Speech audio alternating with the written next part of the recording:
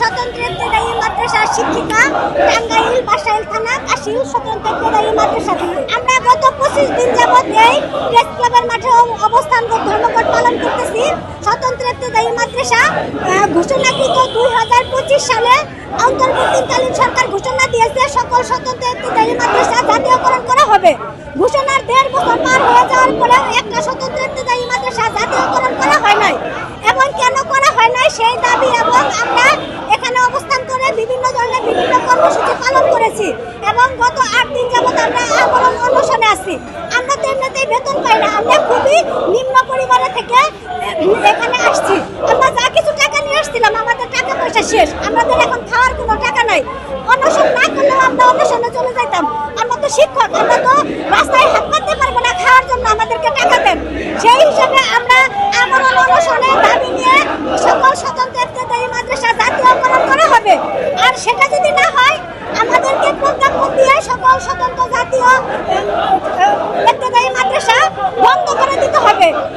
তারেক রহমানের বাবার হাতে প্রতিষ্ঠিত শহীদ প্রেসিডেন্ট জিয়াউর রহমানের হাতে প্রতিষ্ঠিত স্বতন্ত্র ইবতেদায়ী মাদ্রাসা এবং মরহুম বেগম খালেদা জিয়ার হাতে অনুদানপ্রাপ্ত এই মাদ্রাসাগুলো সরকারের থেকে বই পায়, স্টুডেন্টরা উপবৃত্তি পায়, কিন্তু আমরা কেন বেতন পাই না?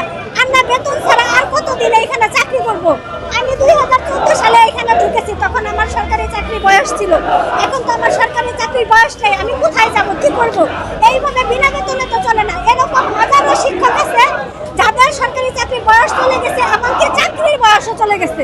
তারপরেও আমরা বিভিন্ন যতবার যত সরকার আসছে আমরা সকলের কাছেই এই আন্দোলন সংগ্রাম করে আমাদের দাবিটাকে প্রতিষ্ঠিত করার চেষ্টা করেছি, কিন্তু কোনো সরকারই এই দাবি প্রতিষ্ঠা করে নাই।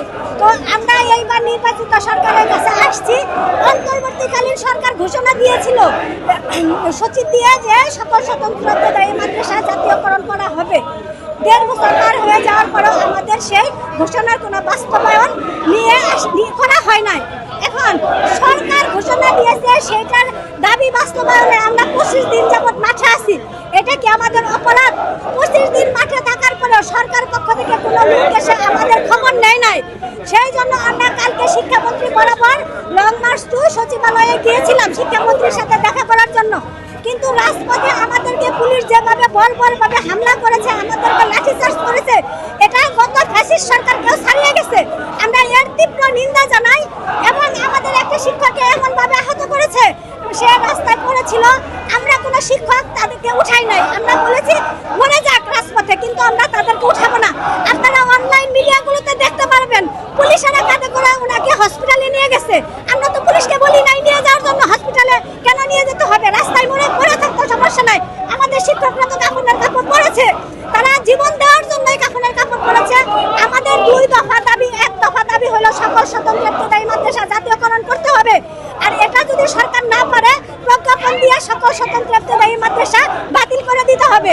এটার শর্ত হলো আমরা যে লক্ষ লক্ষ টাকা মাদ্রাসার নামে জমা রেখেছি এবং জমি দিয়েছি সরকারকে, আর এই যে আমরা সকল শিক্ষকদের সরকারি চাকরি সময় চলে গেছে, বয়স চলে গেছে এবং এত বছর কষ্ট করেছি, এটার জরিমানা সহকারে দিয়ে স্বতন্ত্র ইবতেদায়ী মাদ্রাসা বন্ধ করে দিতে হবে।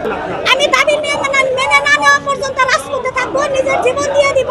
আজকে পুলিশের সামনে পুলিশের লাঠি চার্জ দিলে চলবে না, রাবার টিয়ারশেল গুলি দিলে চলবে না, সরাসরি বুলেট দিয়ে আমাদের গুলি করতে হবে, আমাদেরকে মেরে ফেলতে হবে।